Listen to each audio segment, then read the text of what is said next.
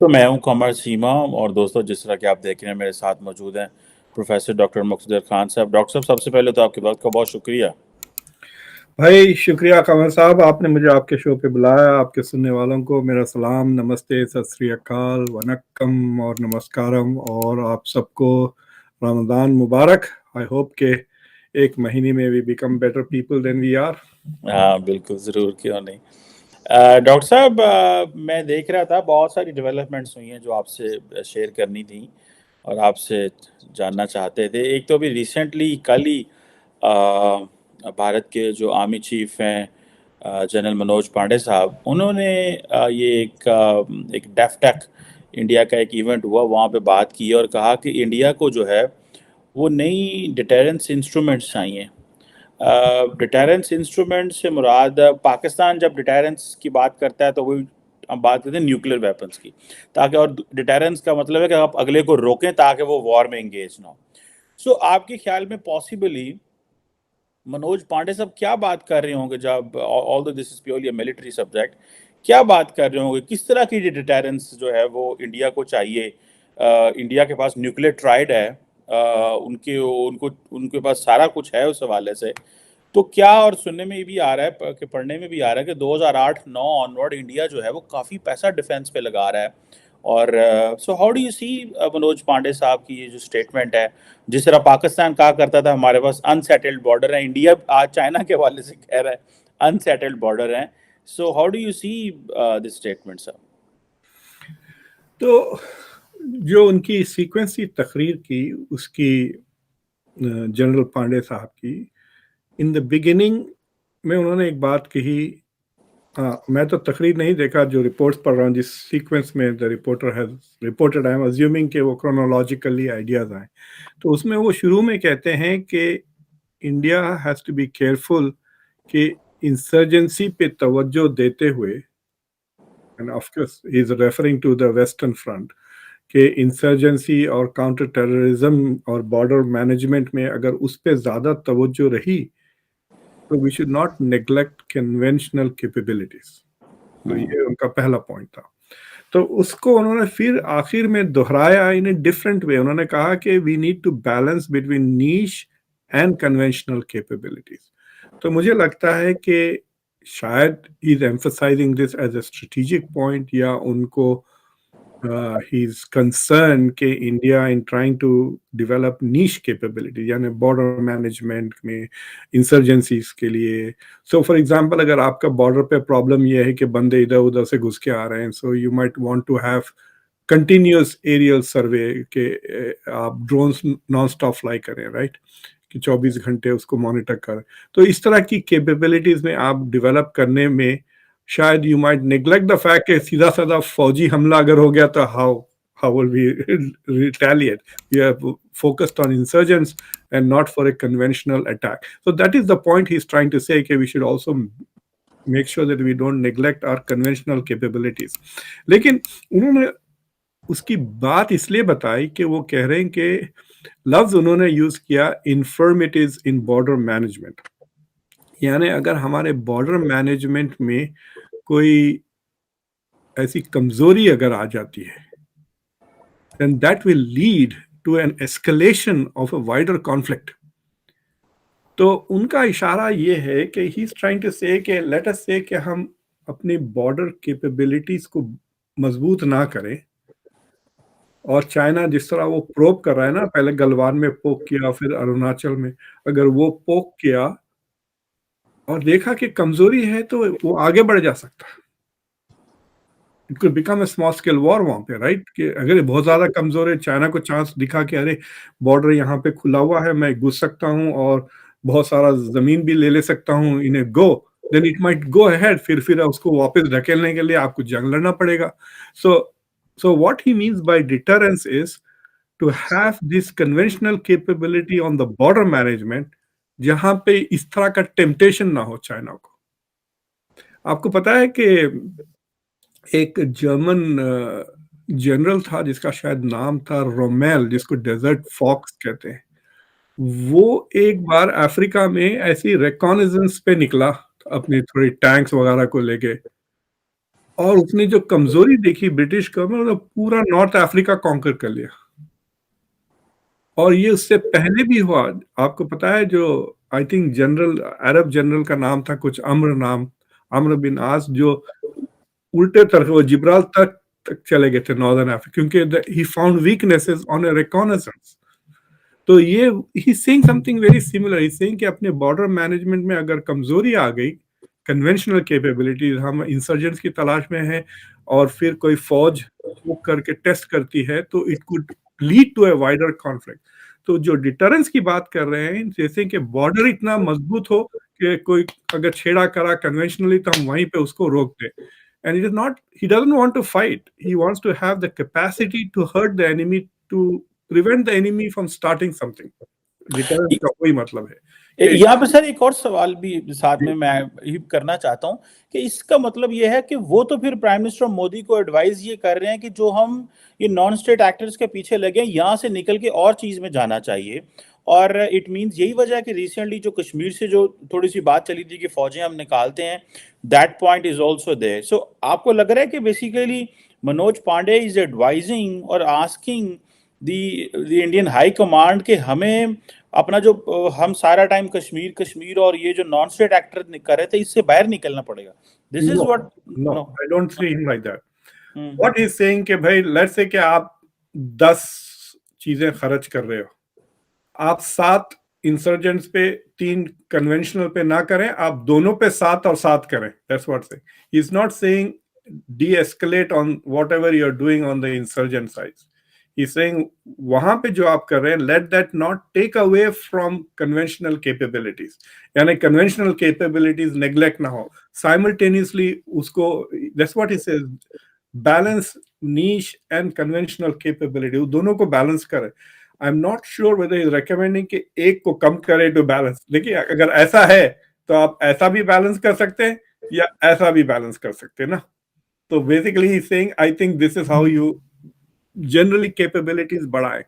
और वो जो कश्मीर का जो ट्रूप्स का चीज है, मुझे लगता है कि व्हाट वाज डिस्कस्ड इज कि जो बॉर्डर एरियाज है, बॉर्डर मैनेजमेंट में कोई फर्क नहीं आएगा। The military will continue to border. जो इंटीरियर कश्मीर के जो विलेजेस में जो मिलिट्री डिप्लॉय हुई है, that will be replaced with CRP, इस तरह की सेंट्रल रिजर्व पुलिस। खुद कश्मीर की जो पुलिस है, कुछ 70-80 हजार की स्ट्रेंथ है वो, और कुछ मेरे ख्याल से 2-3 लाख के करीब दूसरे पुलिस फोर्सेस है। तो फौजियों को निकाल के वो police, so it's not that is creating. देखिए, अगर जब फौज होती है तो it looks like a military occupation, लेकिन अगर पुलिस होती है तो इट्स अ सिक्योरिटी इश्यू ना। मतलब पुलिस का it's a different kind of a look. तो आई थिंक, क्योंकि अगर Indian government wants to claim के 370 के बाद कश्मीर में नॉर्मलाइजेशन आ रहा है and Kashmir is getting better, then why do you need so many troops there ना। वो सवाल इमीडिएटली उठ जाता है। तो इन ऑर्डर टू से कि there is troop draw down without drawing down security personal, I think उस तरह कर रहे हैं वो बीच में। And they will test it. अगर 1-2 महीने तक, 3-4 महीने तक अगर आर्मी को निकाल के रेगुलर पुलिस को डाला और कुछ नहीं होता, then maybe the police will also be shipped out if things begin to become normal. I think that is the Kashmir का चक्कर। बिल्कुल ठीक है। अच्छा डॉक्टर साहब, ये बताइएगा कि जापान के प्राइम मिनिस्टर किसीदा आए हुए थे इंडिया, और वो कह के गए हैं जनाब वो $75 अरब जो है वो इंडो पैसिफिक में लगा रहे हैं। What do you make of this Japanese prime minister visit to India, जबकि प्राइम मिनिस्टर मोदी ऑलरेडी अगले महीने जापान जा रहे हैं? सो इसका आप क्या क्या इसकी सिग्निफिकेंस कैसे देखते हैं? और जो ये बात चल पड़ी है जी ग्लोबल साउथ की को ख़ास तौर पे इसको इंटरनेशनल ऑर्डर के अंदर लेके आना, पहले तो ये टर्म होती थी सो कॉल्ड ग्लोबल साउथ। ये सो कॉल्ड ग्लोबल साउथ क्यों कहते हैं? लेकिन वो ग्लोबल साउथ को अप होल्ड भी करना चाहते हैं, उसकी लीडरशिप भी लेना चाहते हैं, लेकिन how do you see this Kishida's visit to India? और ये जो इंडो पैसिफिक का एक नया चार्टर दे के गए, जो कि इससे पहले जो farmer Japanese prime minister Shinzo Abe जो है वो भी दे के गए थे, and both spoke in India. वो उनका जो इंडो पैसिफिक का विजन है, दोनों ने इंडिया में बात की है। I think he spoke in back in 2007 in Indian parliament, और ये जो इंडियन वर्ल्ड कांग्रेस में इन्होंने जो बात की, so what is your significant, कैसे देखते हैं आप इसको? देखिए, ये जो दो मुल्क है, जर्मनी और जापान, ये दोनों are in some way still under US occupation. आपको पता है, अभी भी फौजें हैं वहां पर। हाँ, ओकिनावा में अभी तक हजारों या बेस है यूएस के। And US has controlled there defence strategies. उनकी जो डिफेंस स्ट्रैटेजीज है, डिफेंस डेवलपमेंट स्ट्रैटेजीज है, और टू सम एक्सटेंट उनकी जो कॉन्स्टिट्यूशनल कंस्ट्रेंट्स हैं, वो भी अमेरिका ने ही इम्पोज किए थे 1940s में। तो बेसिकली अमेरिका ने जिस तरह से उनकी डिफेंस कैपेबिलिटीज को डेवलप करने दिया, in a way where they can defend themselves, but they can't be an offensive power. They can only be a defensive power. Japan को ज्यादा लोग फोकस नहीं करते, बट जापान की जो मिलिट्री कैपेबिलिटीज है, it is among the top 4 or 5 in the world. Even though it is not a nuclear power, it has lots of things. Plus, it also has the nuclear umbrella of the US. इसलिए वो नहीं। लेकिन अब जो देख रहा है उसने कि दो प्रॉब्लम हो गए ना जापान को। एक तो रशिया के साथ उसका टेंशन बढ़ रहा है, और दूसरा चाइना से जो हॉस्टिलिटीज बढ़ गए हैं। सो जापान वांट्स जापान का मसला ये है कि शुड इट कम क्लोजर। अब इससे ज्यादा क्या करीब आ सकता है वो अमेरिका के, right? So should it trust America, और should it go and become Atmanirbhar, जो लफ्ज इंडिया में, should we be independent in our capabilities to deter China and Russia, और शुड वी नेसेसरली रिलाई? तो मुझे लगता है कि ये जो चाइना का हवा बना हुआ है ना, China is threatening this, China is threatening that, तो उसका cover के अंदर I think the Japanese is changing their defense strategy from becoming a state with defensive capabilities to acquiring offensive capabilities. और आपने देखा ना, 10-15% से बजट बढ़ा दिया इस साल, एकदम बजट एक्सकलेट हो गया है। And it is quite possible that they might India से भी शायद वो ज्यादा स्पेंड करने लग गए बजट वाइज। अभी it is not very clear कि किस, बिकॉज उन्होंने 2-3 साल की बात की ना, going to suddenly escalate to 10-15%। It depends also on the economy की जो साइज है उनकी। उनकी इकोनॉमी अभी भी $5.5-6 ट्रिलियन के करीब है Japanese. So that is one thing that Japan is trying to do, कि it is trying to become a major power, no doubt about it. दूसरी चीज ये है कि ये दोनों प्राइम मिनिस्टर, और खासतौर से जो प्रेसिडेंट आबे थे, दे आर बोथ थोड़े इंपीरियलिस्टिक है, अग्रेसिव हैं ये। जो 21st सेंचुरी की जो लीडरशिप है Japanese, it is not like the one which was defeated इन 45 ना। सो आई थिंक कि वो जनरेशन खत्म हो रहा है, नया जनरेशन आ रहा है जापान का। Japan was a very martial culture भाई। अभी भी मूवीज बनते हैं सामुराई के, ये वो, उनकी बहादुरियों के किस्से वगैरह तो सुनते होंगे बच्चे। So but the society is also बहुत ही अजीब सोसाइटी हो गई है, बहुत बूढ़े हो गए हैं, and there are birth rates are dropping. China is Japan is about 125 million के करीब उनकी आबादी है। They might actually become 60-70 million in a few years. मतलब they are trying to cut down their population of the size. अगर size of the population कम होता है तो इकोनॉमी का साइज भी कम हो जाएगा, कैपेबिलिटी।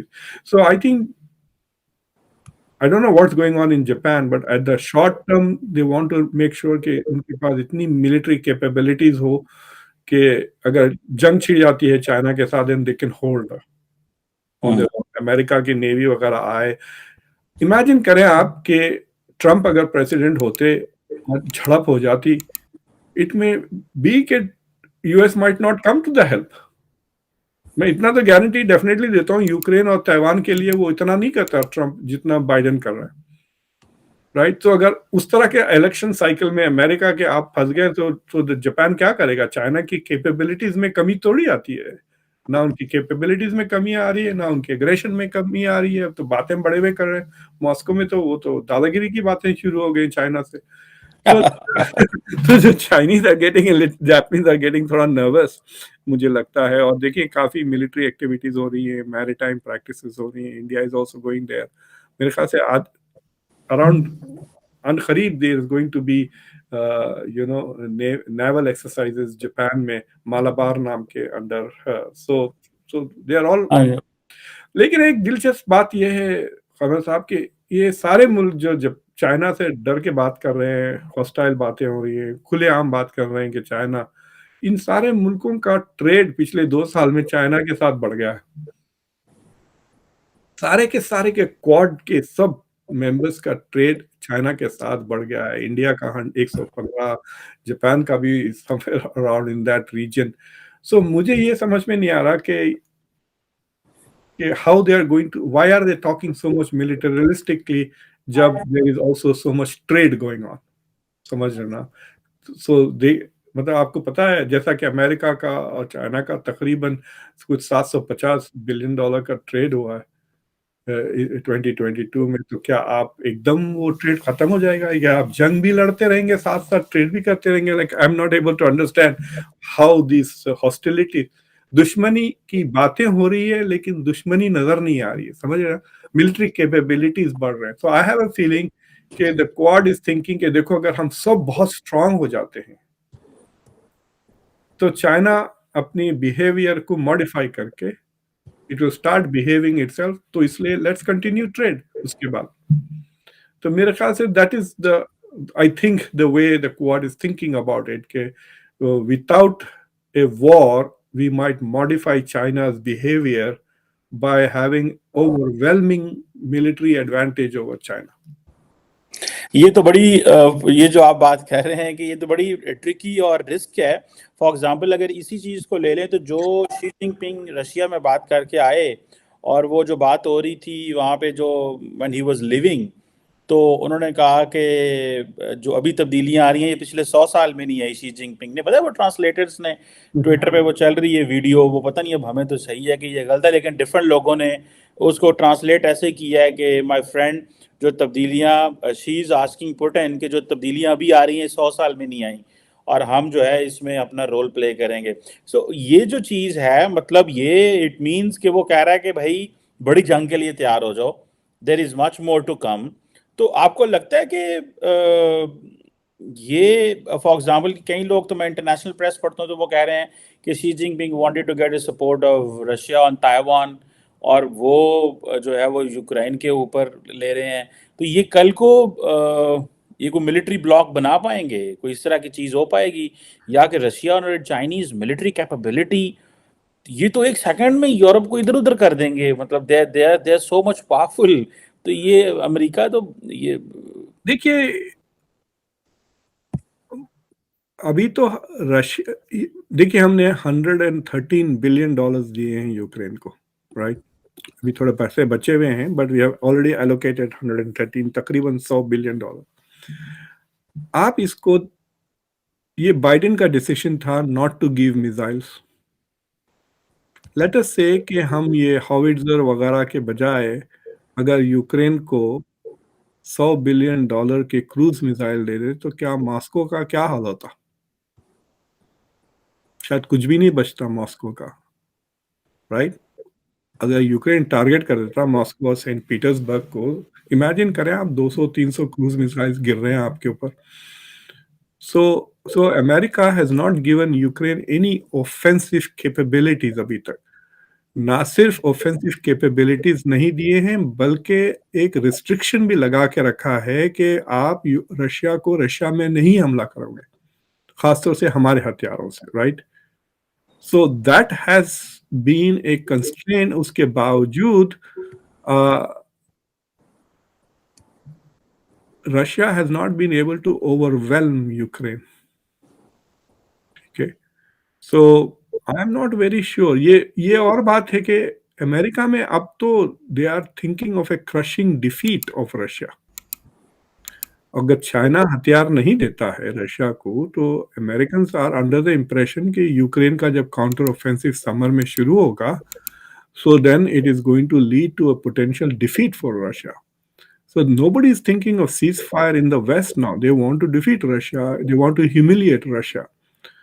So अगर चाइना उसमें आ जाता है तो it I mean it is going to hurt everybody. मतलब अगर वेस्ट फिर वही अपनी प्लेबुक से इकोनॉमिक सैंक्शंस वगैरह शुरू करता है, कैन यू इमेजिन अगर चाइना के ऊपर आप इकोनॉमिक सैंक्शन दें तो ग्लोबल इकोनॉमी का क्या हाल होगा?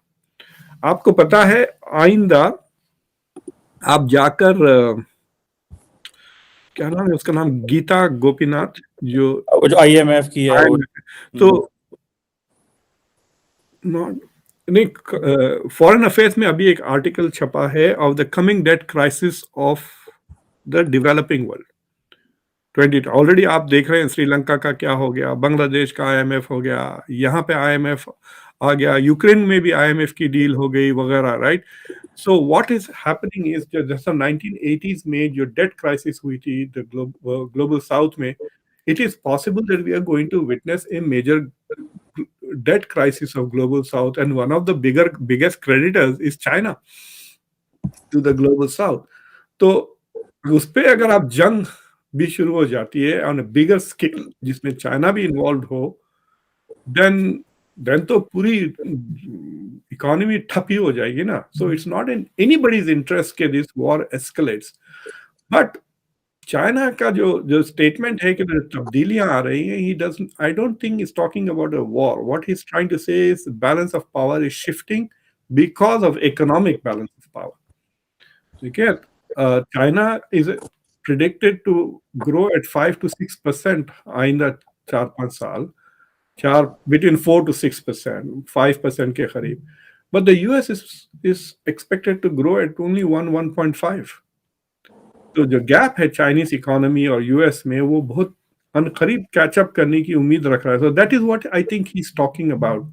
और रशिया की इकोनॉमी को उतनी तकलीफ नहीं हुई जितना वेस्ट समझ रही थी। रशिया का जो नेगेटिव ग्रोथ है वो सिर्फ 2% है, and it is expected to grow pretty fast in 2024 से।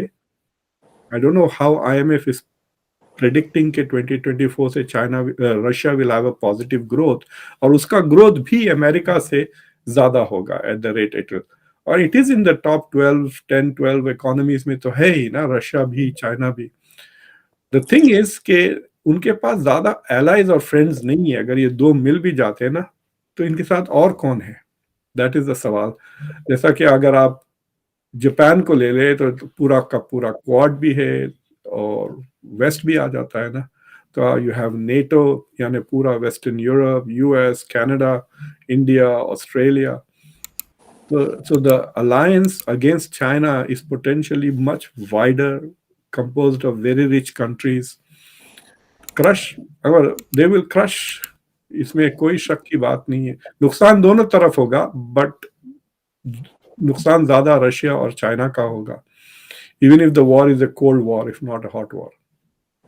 बल्कि चाइना का तो रशिया से भी ज्यादा होगा, because they have much more to lose. अच्छा, Exactly. डॉक्टर साहब ये बताइएगा कि ये जो क्वेश्चन है कि हर जगह आजकल ना अमेरिका के लिए मुश्किल वक्त नजर आ रहा है।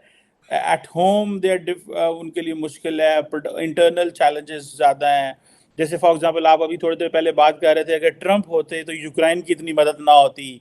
सो बाइडेन ने पहले दिन ऑफिस संभालते ही ये कहा अमेरिका इज़ बैक, तो दुनिया को जो है वो सारी को एश्योरेंसेस देनी पड़ी।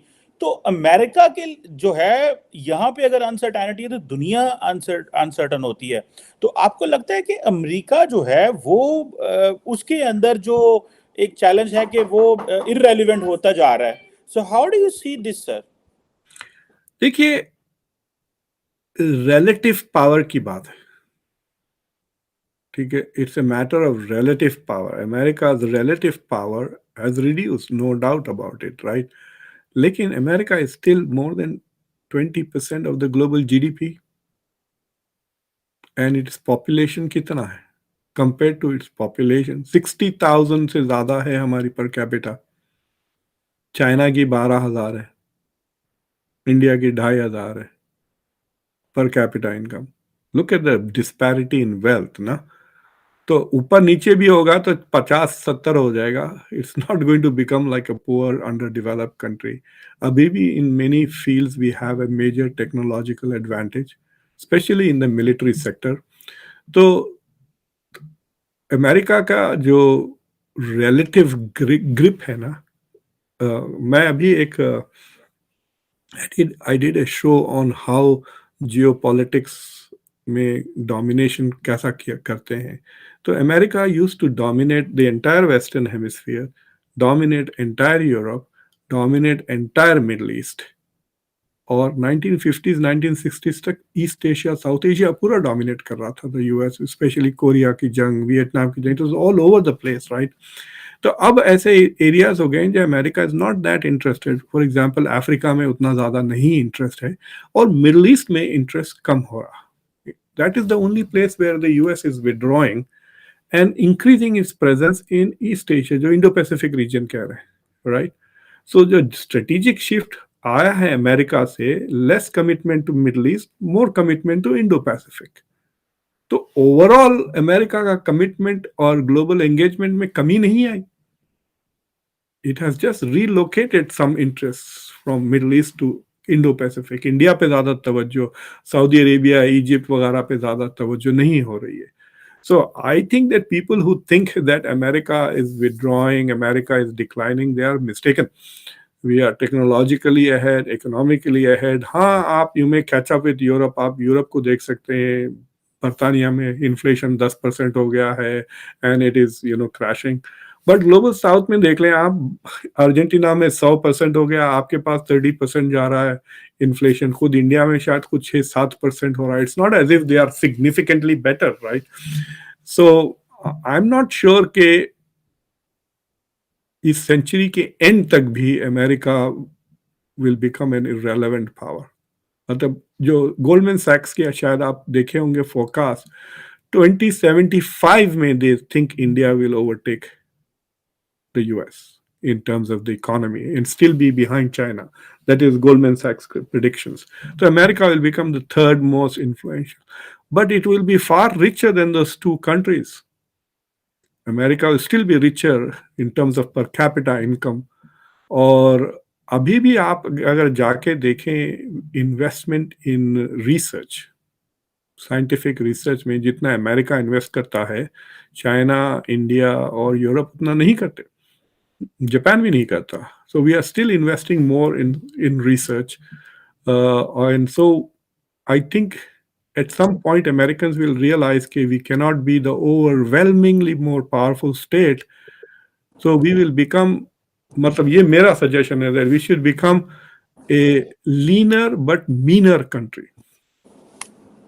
थोड़ा दुबले हो जाए लेकिन बड़ा nasty हो जाए कि if you mess with me I will just, समझे ना आप, अरे यार इसको तंग ना करो, बहुत हार्ड पंच करता है, इस तरह हो जाए. अभी तो हम हर जगह पैसा भी खर्च कर रहे हैं, सॉफ्ट कर रहे हैं, कंस्ट्रेंट कर रहे हैं. जितना पैसा हमने अफगानिस्तान को तबाह करने में कहा उतना डेवलपमेंट में भी खर्च कर दिया ना. कौन सा मुल्क था हिस्ट्री में जो हमला करके फिर डेवलप करता है? पता है मुझे? आप हमला करके लूटते थे ना पहले तो हिस्ट्री में, right. So I think the US should abandon those whole ideas of reconstructing the world and just focus on preserving its own interests in a big way. और वो they will do that once they realize कि they don't control the global order. अभी भी तो America ही control करता है global order. China is not willing to pay the price. और अगर China is going to pay the price, तो ये यूक्रेन रशिया का मसला चाइना के गोद में होना चाहिए था. वो एक साल के बाद एंट्री हुई ना जी जिनपिंग की. So they are 1 year behind the scene. So I don't think you can underestimate the growth of the decline of the US. So it will be a mistake if people do that. बिल्कुल सही कह रहे हैं, ये एक mistake हो सकती है, लेकिन लेट्स सी कि चाइनीज़ जो पीस प्लान है यूक्रेन के लिए, उसको मैं देख रहा था कि एंटनी ब्लिंकन जो है वो बड़ा बयान उन्होंने भी दिया कि भाई ये जो चीज़ है इसको देखेंगे कौन क्या कर रहा है. लेकिन अमेरिकन थोड़े घबरा गए कि उधर तो मिडल ईस्ट में तो हालात ठीक कर दिए, इधर भी ना कोई ऐसा प्लान ले आए. ऑब्वियसली वो यूक्रेन तो नहीं मानेगा जो भी प्लान होगा. सो क्या कहना चाह रहे हैं आप? तो उसका जो प्लान है उसमें तो जो अमेरिका का जो रिएक्शन था वाज वेरी चाइल्डिश, दोनों तरफ से. कि एक तो कह रहे तुमने रशिया को कंडेम नहीं किया. अरे that's not a plan Russia को कंडेम करना. You want to get Russia to trust you, then you don't start that by condemning Russia. So वो अजीब रिक्वेस्ट थी, लेकिन थोड़ा सा तो घबरा डेफिनेटली ये गए हैं, क्योंकि ईरान और जो सऊदी अरेबिया का जो whatever the माहदा हुआ है, if it becomes successful, then it is clear indication कि China has succeeded where the US has failed. और जो जेलेंस्की के तरफ से कोई क्रिटिसिज्म नहीं आया है अभी चाइना का फॉर गोइंग टू मॉस्को। आपको पता है जब ओलफ शोल्ज ने उससे बात की थी पुतिन से 1 घंटे की, और फिर मैक्रॉन ने भी कुछ सॉफ्ट कमेंट्स किए थे, विच जेलेंस्की ने दोनों को डांट दिया था, राइट। पब्लिकली वो बड़ा गुस्से से बात करता है, तो डरते हैं जेलेंस्की के से डिसएग्री करने वेस्टर्न लीडर्स आजकल।